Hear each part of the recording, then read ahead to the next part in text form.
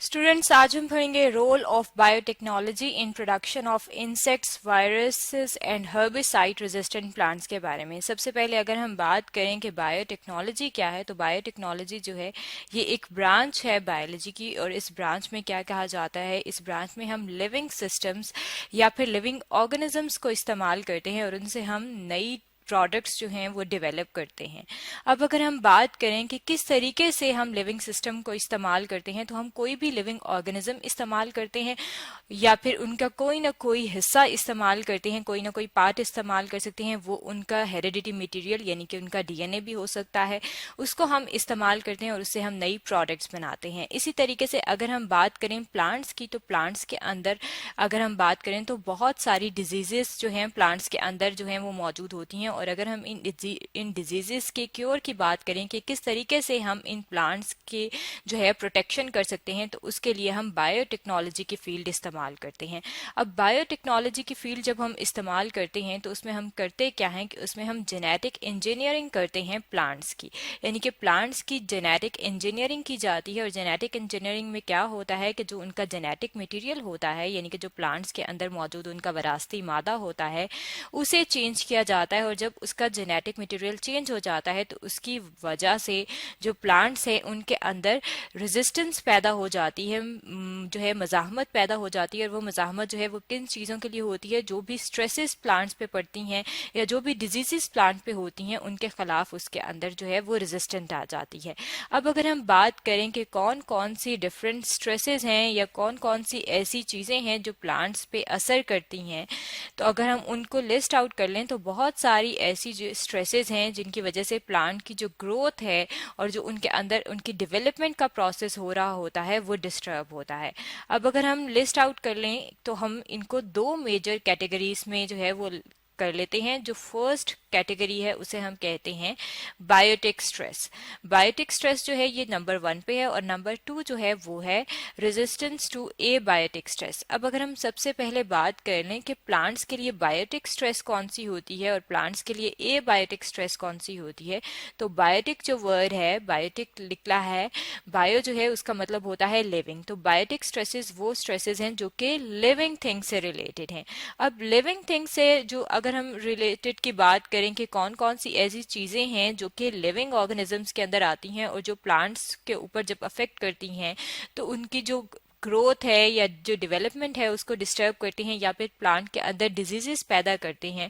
तो उनको हमने फर्दर जो है वो 3 सेक्शंस उसके बना लिए हैं। ये जो फर्दर हमारे पास 3 सेक्शंस हैं, अगर हम इनकी बात करें कि एबायोटिक स्ट्रेसेस के अंदर कौन से हैं, तो इंसेक्ट्स जो हैं, इंसेक्ट्स जब प्लांट के ऊपर मुख्तलिफ किस्म की या फिर क्रॉप्स के ऊपर आते हैं तो उसकी वजह से उनके अंदर क्रॉप्स का जो डैमेज होता है वो मुख्तलिफ इंसेक्ट्स की वजह से होता है। तो इसका मतलब है कि ये जो इंसेक्ट्स है इनके लिए प्लांट के अंदर रेजिस्टेंस होनी चाहिए। और जब हम बायोटेक्नोलॉजी की अप्रोच इस्तेमाल करते हैं और उनका जेनेटिक मटेरियल चेंज करते हैं, तो ये जो बायोटिक स्ट्रेस है जो कि इंसेक्ट्स की वजह से होती है स्ट्रेस, उसके लिए प्लांट्स के अंदर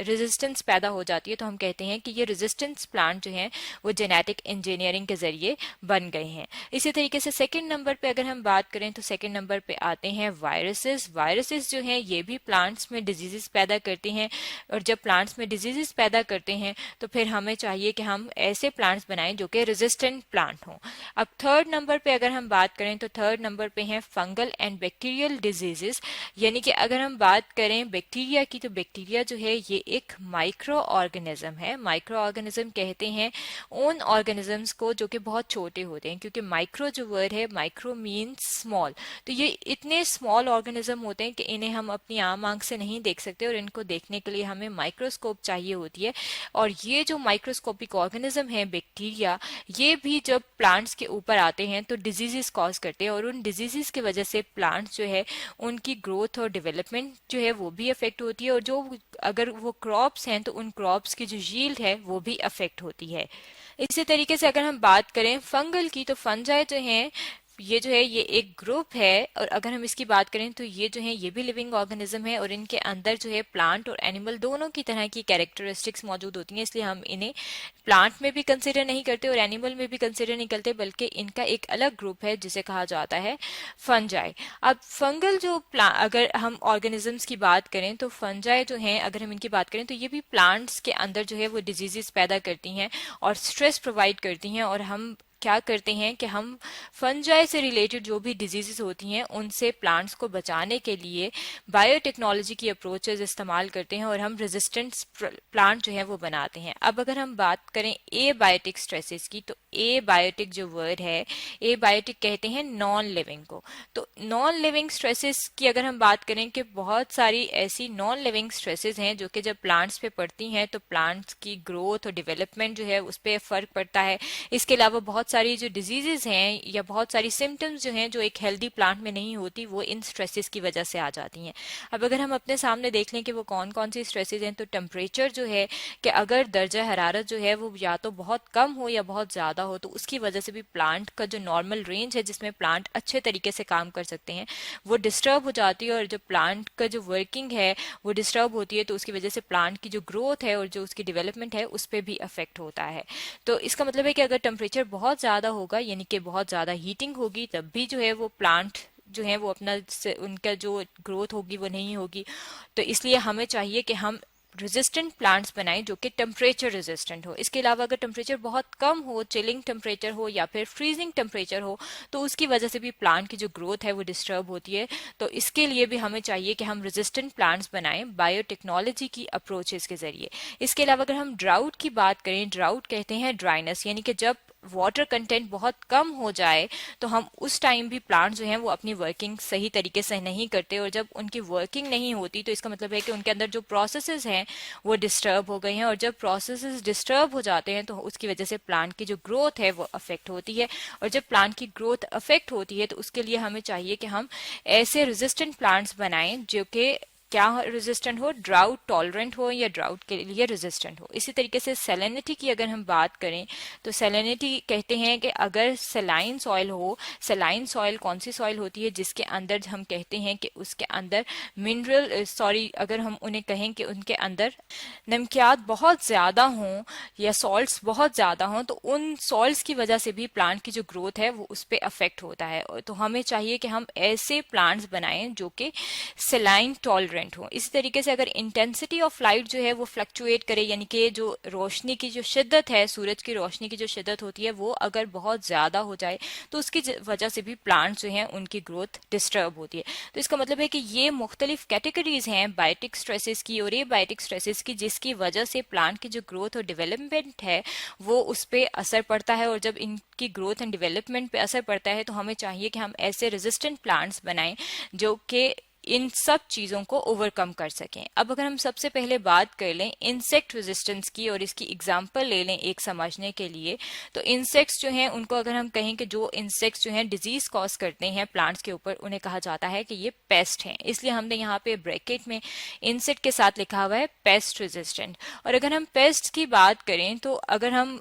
ओवरऑल देखें कि जो टोटल वर्ल्ड के अंदर जो क्रॉप हैं और क्रॉप से जो हमें यील्ड हासिल होती है, जो पैदावार मिलती है, उसमें अगर इंसेक्ट्स की या पेस्ट की वजह से कितने ज़्यादा जो है नुकसान होता है फसलों को, अगर हम उसकी बात करें तो वो 15% है। और अगर हम इन इंसेक्ट्स की कैटेगरीज देख लें कि कौन कौन सी कैटेगरी के अंदर आते हैं इंसेक्ट्स जो कि डिस्ट्रॉय करते हैं या डैमेज करते हैं क्रॉप्स को, तो वो जो है वो मेन 4 इंसेक्ट्स की जो हैं वो ग्रुप हैं। यहाँ पे हम अपने सामने वो 4 ग्रुप्स लिख लेते हैं। यहाँ पे हमने अपने सामने मेंशन कर लिए हैं। जो फर्स्ट ग्रुप है उसे कहा जाता है लिपिडोप्टेरा, सेकंड जो है वो है कोलियोप्टेरा, जो थर्ड है वो है ऑर्थोप्टेरा, और जो फोर्थ है उसको कहा जाता है होमोप्टेरा। अब इसके अंदर ये जो ग्रुप है इसके अंदर हमने आगे इंसेक्ट्स के नाम लिखे हैं क्योंकि हम कॉमन जो इंग्लिश लैंग्वेज है उसमें जान सकें कि इसके अंदर कौन कौन से इंसेक्ट्स आते हैं। तो जो फर्स्ट है उसके अंदर आते हैं बॉलवॉर्म्स, जो सेकंड है उसके अंदर बीटल्स आती हैं, जो थर्ड है उसके अंदर आते हैं ग्रॉस होपर्स, और जो फोर्थ है उसके अंदर आते हैं एफिड्स। यानी कि ये चारों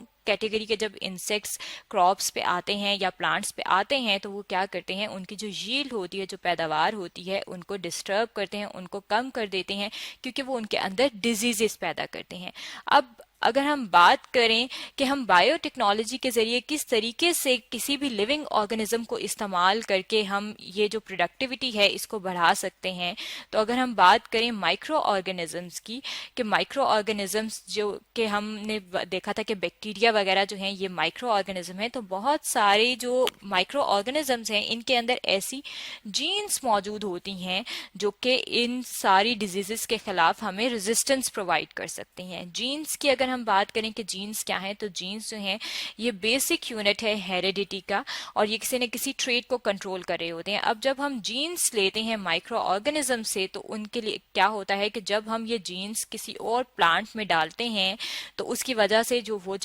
प्लांट के अंदर हमने डाली है उसमें रेजिस्टेंस पैदा हो जाती है। इसी की अगर हम एक एग्जांपल ले लें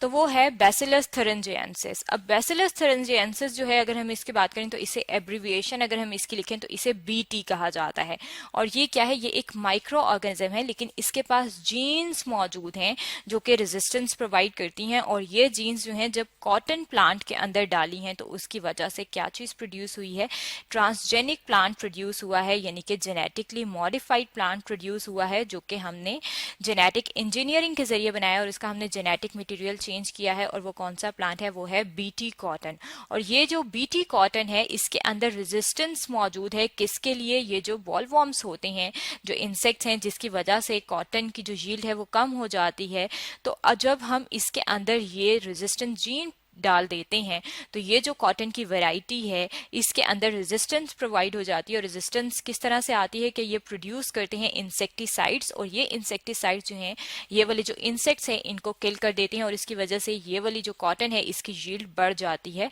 और इसके अंदर नुकसान है वो कम होता है। इसका मतलब है कि हम बायोटेक्नोलॉजी के जरिए, बायोटेक्नोलॉजी की अप्रोचेज इस्तेमाल करते हैं जिसके जरिए हम रेजिस्टेंस प्लांट बना देते हैं, और ये रेजिस्टेंस प्लांट जो है इंसेक्ट्स, वायरस और हर्बिसाइड के लिए रेजिस्टेंट होते हैं। तो स्टूडेंट्स, आज हमने पढ़ा है role of biotechnology in production of insects, viruses and herbicide resistant plants के बारे में।